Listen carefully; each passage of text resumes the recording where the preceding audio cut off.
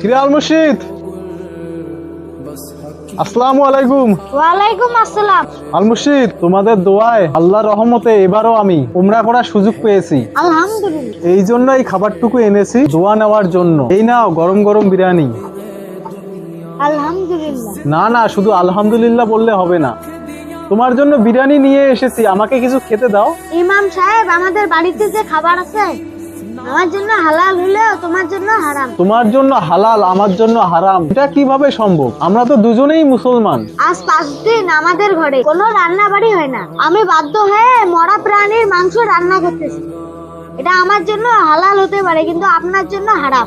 হ্যাঁ, হে আল্লাহ, আমি এটা কি করছিলাম? আমার প্রতিবেশী না খেয়ে আছে আর আমি উমরা করতে যাচ্ছিলাম। হে আল্লাহ, তুমি আমাকে মাফ করে দাও। বাবা, তুমি টেনশন করো না, আমি উমরা করার টাকা তোমাকে দিয়ে দিব, তুমি সেই টাকা দিয়ে খাবারের ব্যবস্থা করবে।